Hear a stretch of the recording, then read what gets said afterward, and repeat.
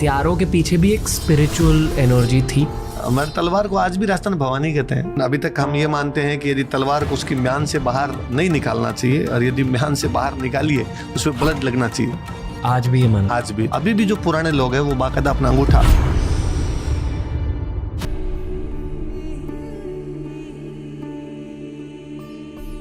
मुझे हथियारों की बातें करनी है। और हर किसी ने रविंद्र जडेजा की वो सेलिब्रेशन देखी। तलवार तो है ही।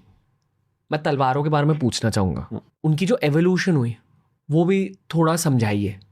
और क्या हथियारों के पीछे भी एक स्पिरिचुअल एनर्जी थी?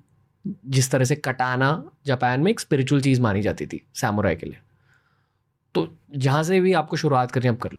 बेसिकली एक तो मैं पहले वाले उसका आंसर दूं कि राजस्थान में तलवारें थी अलग अलग। तो हमारे एक जगह पर थी सिरोही, वहाँ सिरोही की तलवारें बहुत फेमस थी। आबू सुना होगा आपने, Abu mount Abu hill station है, आबू सिरोही का एक पार्ट है। तो वहाँ सिरोही की तलवारें बहुत फेमस थी।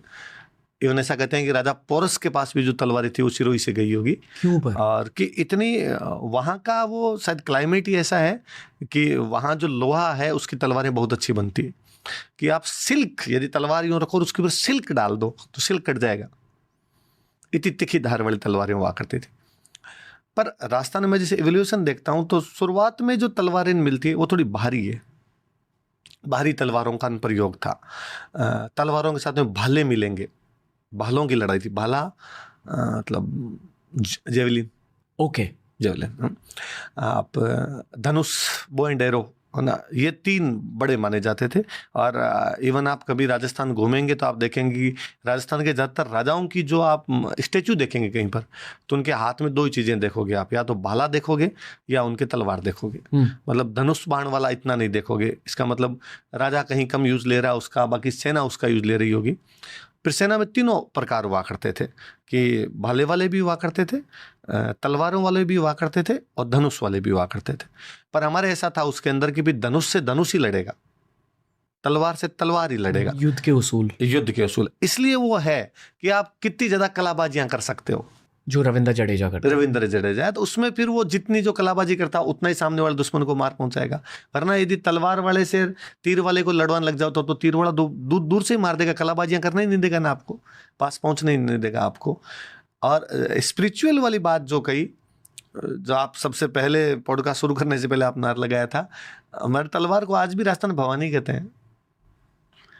इवन अभी तक हम ये मानते हैं कि यदि तलवार को उसकी म्यान से बाहर नहीं निकालना चाहिए, और यदि म्यान से बाहर निकालिए तो उसमें ब्लड लगना चाहिए, विदाउट ब्लड अंदर नहीं जानी चाहिए। आज भी ये माना, आज भी। तो जैसे दशहरे पे बाहर निकालते हैं, हथियारों की पूजा करते हैं, शस्त्र पूजन करते हैं। अब पहले हमारे राजाओं के टाइम में हर दशहरे पे लड़ाइयाँ होती थी। महाराणा प्रताप ने अकबर को पूरा युद्ध रहा है बैटल ऑफ दिवेर दशहरे के दिन, कि हथियारों की पूजा करने के बाद में हथियारों पे खून लगाओ, ब्लड लगाओ। तो किसका लगाओ? दुश्मन का लगाओ, लड़ो जाके। अब आज तो लड़ाई नहीं कर सकते ना, तो आज क्या किया जाए? तो अभी भी जो पुराने लोग हैं वो बाकायदा अपना अंगूठा उसके ऊपर लगाते हैं कि भाई ये तो कम से कम लगाया जाए। यानी कि राजपूतों के लिए वो तलवार ही भवानी का रूप है।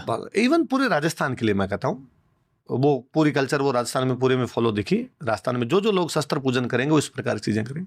आज भी ना गांव के अंदर को एक आधी तलवार मिल जाएगी जो बहुत पुरानी तलवार है, कि मेरे किसी फोरफादर ने 300 साल पहले किसी युद्ध में भाग लिया था और वो तलवार आज भी मेरे घर पर पड़ी। ऐसा कहते हैं कि यदि किसी का माइग्रेन करता हो, माइग्रेन होता हो, तो उसको वो तलवार दिखाई जाए तो माइग्रेन दूर होता है। स्पिरिचुअल पावर है। तो हमारे वो राजस्थानी में कहते हैं कि मिनक को खून पियोड़ो है। मिनक मतलब मनुष्य, तो मनुष्य का खून पी रखा इस तलवार ने। ये यदि देखोगे तो सरदर्द ठीक होगा। तो स्पिरिचुअल चीजें तभी उनको मानते थे।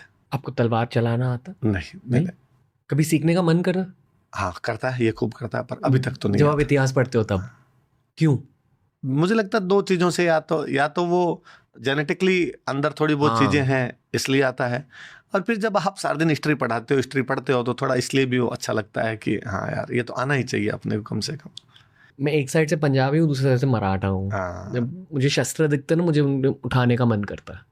इवन आप राजस्थान जाएंगे, कभी फोर्ट्स देखेंगे ना, तो भी आप अलग फील करेंगे वहाँ। आप एज ए टूरिस्ट नहीं होंगे वहाँ। यदि आप में इस प्रकार की थोड़ी बहुत भी घर में कहानियाँ सुनी हुई हो और सुनी हुई हो, तो आप जब किसी ऐसी पुरानी जगह पर जाएंगे जो इस प्रकार की चीजों से, युद्धों से जुड़ी हुई है, किसी ब्रेवरी से जुड़ी हुई है, तो वहां पर आपको यूं लगेगा कि मेरे से कोई बोले नहीं, मैं केवल फील कर लूँ इसको। जबकि अक्सर लोग ऐसी जगह पे मैं देखता हूँ खूब, और अपना अपना व्यू है, वहाँ लोग जाएंगे फोटो खिंचवाएंगे, अरे यहाँ खड़ा होकर फोटो खिंचवा लूँ, वहाँ खड़ा होके। लेकिन मेरे कई बार लगता है कि यार मैं यूं जाम हो जाता हूँ। ना कुछ कहना है। बचपन में ना मैंने मार्शल आर्ट्स बहुत करे थे। मार्शल आर्ट्स की बातें होती है, आज हम तलवारबाजी कह रहे हैं, पर ये तो कोई विद्या होती होगी हाँ, एक जमाने में। एग्जैक्टली। उस विद्या का कोई नाम है?